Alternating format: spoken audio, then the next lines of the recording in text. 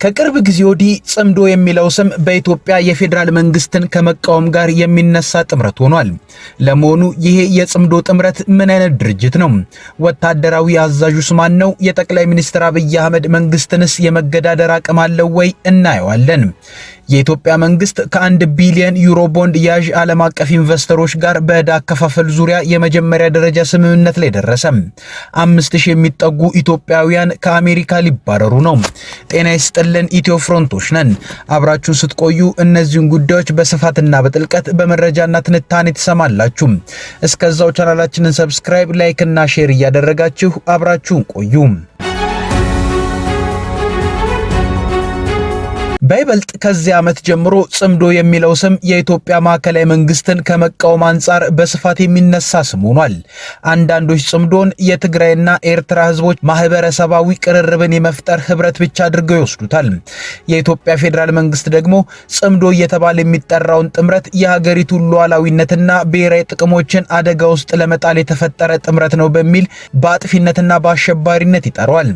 በግንቦት ወር ላይ እንደውም በሱዳን ፖርት ሱዳን ከተማ የተዘጋጀውን የጽምዶ ነው የተባለውን ጉባኤ ተከትሎ የኢፌዴሪ መከላከያ ሰራዊት የወታደራዊ ትብብርና ዓለም አቀፍ ግንኙነት ዋና ዳይሬክተር ሜጀር ጄኔራል ተሾመ ገመቹ ጽምዶ አንዲት እርምጃን የኢትዮጵያ ጥቅምን ለመንካት ቢራመድ እንደሚቆረጠም ማወቅ አለበት፣ ቅዠት የሆነ ጥምረት ነው ሲሉም ተናግረዋል። ነገር ግን ጽምዶ እንደ ማህበረሰባዊ ትብብርም ሆነ እንደ ወታደራዊ ጥምረት ምን አይነት አደረጃጀት አለው? የትግራይና የኤርትራ ማህበረሰባዊ ጥምረት ከሆነ ሰብሳቢ ያለው ወይ? ወታደራዊ ጥምረት እስከሆነ የሚያዘው ጀነራል አለ ወይ የሚለው ጉዳይ ሲነሳ አይሰማም። ጽምዶ ወይንም ከትግርኛ ወደ አማርኛ ባለው ትርጓሜ ትብብር የሚለው ጥምረት ያቀፈው በኢትዮጵያ ትግራይም ብቻ ነው ወይንስ ሌሎች መንግስትን እንታገላለን የሚሉ ቡድኖችንም ነው የሚለውንም እናያለን። በሀገረ ሱዳን ፖርት ሱዳን ከተማ በተደረገው ጉባኤ ላይ የቀድሞው ግንቦት 7ና ታሳሪ ኋላም የጠቅላይ ሚኒስትር አብይ አህመድ ደጋፊ ሆነው እንደገና ከሀገር ወጥተው ተቃዋሚ የሆኑት አንዳርጋቸው ጽጌ ጽምዶን የትግራይና የኤርትራ ህዝቦች የህዝብ ለህዝብ ግንኙነት እንደሆነ አድርገው ብቻ ነው ያስቀመጡት። ነገር ግን የጽምዶ የሚባለው ጅምሩ ራሱ የህዝብ ለህዝብ ነው ወይንስ ህወሓትና ኤርትራን የሚያስተዳድረው ሻዕቢያ የጀመሩት ነው የሚለውን ነገር ማጥራት ያስፈልጋል። እዚህ ጋር ኤርትራውያን ኢትዮጵያ እንዳይገቡ እንደ ልቡ ድንበር ሲዘጋ የነበረው አምባገነኑ የኢሳያስ መንግስት ከሱና ከመንግስቱ እውቅናና ይሁንታ ውጪ የህዝብ ለህዝብ ግንኙነቱን ቢሆን ተጀመረ ማለት አይቻልም። የሻዕቢያ ተፈጥሮም ይህንን አይፈቅድም። ከዚህ አንጻር ያለውን እውነታ ስናይ ጽምዶን ህዝቦች ሳይሆኑ የፈጠሩት ህወሓትና ሻዕቢያ የኢትዮጵያን መንግስት ለማጥቃት የፈጠሩት ጥምረት መሆኑን እንረዳለን። ከኤርትራ መንግስት ጋር ህወሓት ግንኙነት መጀመሩንም ቀድመው ያመኑት የህወሓቱ ሊቀመንበር ደብረጽዮን ገብረ ሚካኤል ናቸው።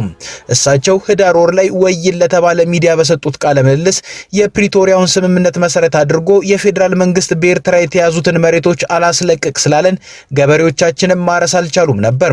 ኋላ ግን ራሱ ኢሳያስ አፈወርቂ የሻዕቢያ መንግስት ተባብሮን ገበሬዎቻችን አርሰው ማደር ጀመሩ ብለው ተናግረዋል። ይህ ጥምረቱ የተጀመረው በህወሓትና ሻዕቢያ መካከል እንጂ በትግራይና በኤርትራ ህዝቦች መካከል አለመሆኑን ነው የሚያሳየው። ከዚያ ጥቂት ጊዜ በፊትና በኋላም አንስቶ ነው በህወሓትና በሻዕቢያ መካከል ወታደራዊ ትብብሮች በሰፊው እየተደረጉ መሆኑ መነገር የጀመረው። የኢፌዴሪ የጦር ኃይሎች ጠቅላይ ኤታ ማጆር ሹም ፊልድ ማርሻል ብርሃኑ ጁላ የጥቅምት 24 መታሰቢያ ላይ ጽምዶ የሚለውን ስም በመጠቀም ህወሓትን ሲተቹም ተሰምተው ነበር። ህወሓትን የዘር ማጥፋት ወንጀል ፈጽሞብኛል ካለው የሻዕቢያ መንግስት ጋር ጽምዶ በሚል ተጣምሮ እየሰራ ነው በሚልም አጥብቀው ኮንነውታል። ጥር ወር ላይ የውጭ ጉዳይ ሚኒስትር ጌዲዮን ጢሞቴዎስ ለኤርትራው የውጭ ጉዳይ ሚኒስትር ኦስማን ሳላ በጻፉት ደብዳቤ ላይ የኤርትራ መንግስት የኢትዮጵያን መንግስት በትጥቅ ለመጣል የሚጥሩ ኃይሎችን በወታደራዊ ድጋፍ ማጠናከሩን ማቆም አለበት ማለታቸው የሚታወስ ነው። ይህ ጽምዶ ከህብረተሰባዊ ግንኙነት በፊት የህወሓትና ሻዕቢያ ወታደራዊ ግንኙነት እንደሆነ ጠቋሚ ሊሆን ይችላል። ነገር ግን ምን አይነት ወታደራዊ የእዝ ሰንሰለት እንዳለው በግልጽ ባይታወቅም በሂደቱ ላይ ግን ኤርትራና የኢሳያስ አፈወርቂ ሻዕቢያ የበላይ መሆናቸውን የሚያሳዩ ነገሮች አሉ። ይህም ወታደራዊ ድጋፉ የሚመጣው ከሻዕቢያ ስለሆነ ነው። አንዳንዶች የሻዕቢያ ጀነራሎች በትግራይ ክልል መቀሌን አልፈው አማራ ክልል ድንበር ድረስ እንደሚመጡ ይናገራሉ።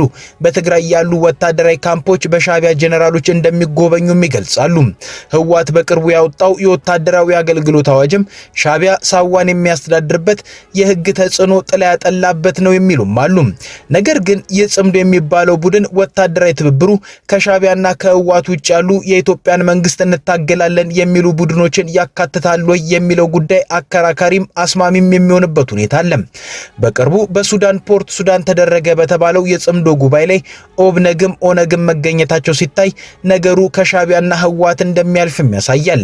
ነገር ግን በአማራ ክልል የሚንቀሳቀሰው ራሱን የፋኖ ኃይል የሚለውና በኦሮሚያ ክልል የሚንቀሳቀሰው የኦሮሞ ነጻነት ጦር በአመራሮቻቸው በኩል ራሳቸውን የጽምዶ አካል ነን ሲሉ ተደምጠው አያውቁም። ነገር ግን የኦሮሞ ነጻነት ጦርና ፋኖ እንዲሁም ሻቢያና ህወሓት በሱዳን ከአንዴም ሁለቴ ተገናኝተው የኢትዮጵያ መንግስት ላይ ሲዶልቱ እንደነበር ዘ ኢኮኖሚስት የተባለው መጽሔት ከዚህ ቀደም ዘግቧል። አራቱ ቡድኖች የተሰበሰቡት ራሳቸውን እንደ ጽምዶ ቆጥረው መሆኑን ባይናገሩም የኢትዮጵያ ፌዴራል መንግስት ግን ሁሉም ኃይሎች የዚህ አካል መሆናቸውን በሚጠቁም መልኩ ሲገልጻቸው ይደመጣል። በሌላ በኩል ህወሓት፣ ፋኖ፣ ኦነግና ኦብነግ የተካተቱበት በጥቅሉ 7 ታጣቂዎች ሚያዝያ ወር ላይ የጋራ ምክር ቤት አቋቁመው የፌዴራል መንግስትን ለመታገል መወሰናቸውን ገልጸዋል። በዚህ ጥምረት ውስጥ ሻቢያ የለበትም ተብሏል። ጥምረቱም ከጽምዶ ጋር ግንኙነት የለኝም ብሏል። ሆኖም እነዚህን ጥምረቶችን ከዚሁ ጽምዶ ጋር አቀላቅሎ የማየት አዝማሚያ አለ። ዋናው ጉዳይ ግን ይህ ጽምዶ የሚባለው ጥምረት የኢትዮጵያ ፌዴራል መንግስትን በጽኑ የመገዳደር አቅም አለው ወይ የሚለው ነው። እርግጥ የፌዴራል መንግስት ለዚህ ጥምረት የሆነ ጊዜ ላይ ከባድ ትኩረት የሰጠው ኤርትራም፣ ሱዳንም ግብጽም ከጀርባው አሉ ብሎ ስላመነ ነው።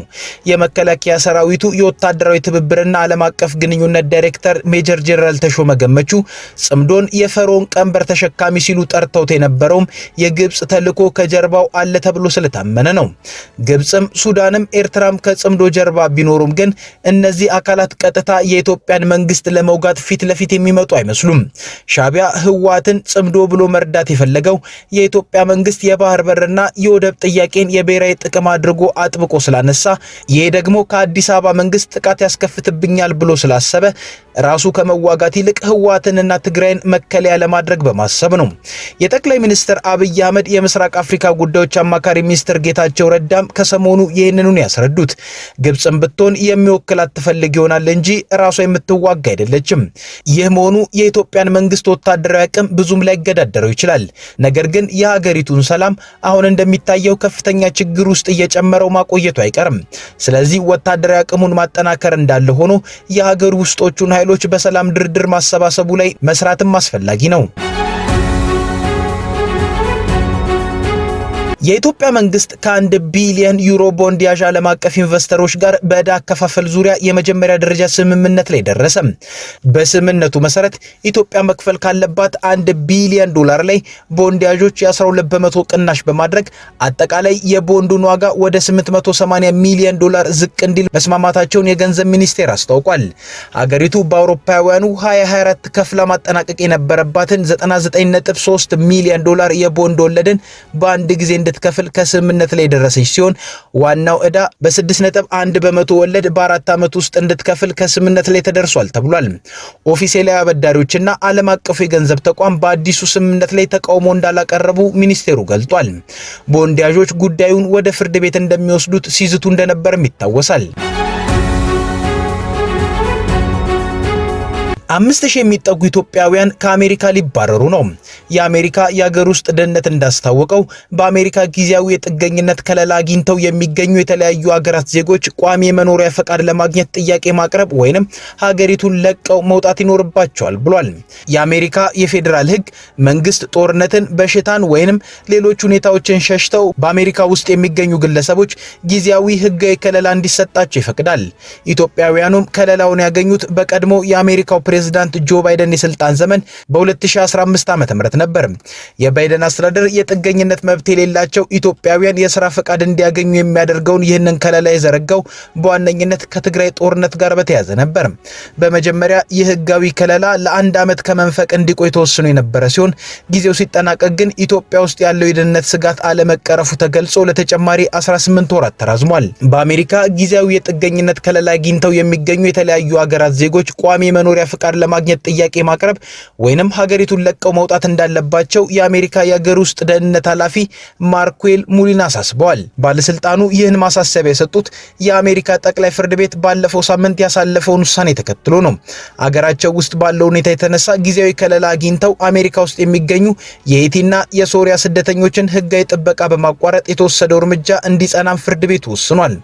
ጦርነት፣ ሰብአዊ ቀውስና ሰብአዊ መብት ጥሰቶች ከሚካሄድባቸው ሀገራት ተሰደው በአሜሪካ ጊዜያዊ ከለላ ወይንም ፒቲኤስ በመባል የሚታወቀውን ፈቃድ አግኝተው የሚኖሩ ከ350 ሺህ በላይ የተለያዩ ሀገራት ዜጎች ይገኛሉ። በዚህ አሰራር ምክንያት የአሜሪካ ጊዜያዊ ጥበቃ ከለላ ያገኙ እስከ 5000 የሚደርሱ ኢትዮጵያውያንም ናቸው ያሉት።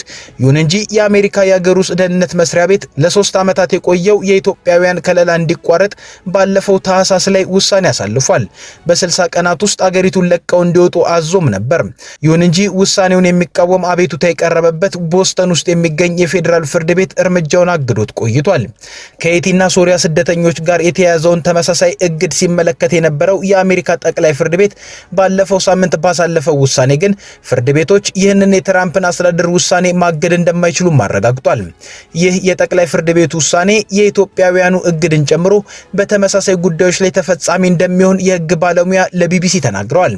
የሀገር ውስጥ ደህንነት መስሪያ ቤቱ ውሳኔውን ተከትሎ የሰጠው ማሳሰቢያ በዚህ አሰራር አማካኝነት አሜሪካ ውስጥ የሚገኙ ኢትዮጵያውያንን ጭምር የሚመለከት እንደሚሆንም ይገመታል። የመስሪያ ቤቱ ኃላፊ ሙሊን አስፈላጊውን የመጠየቂያ ማመልከቻ በማስገባት በዘላቂነት ለመቆየት ፍቃድ አግኝታችሁ መቀጠል አለባችሁ፣ ካልሆነ ግን ወደ ሀገራችሁ እንድትመለሱ እንረዳችኋለን ሲሉ ለስደተኞቹ ማሳሰቢያን ሰጥተዋል።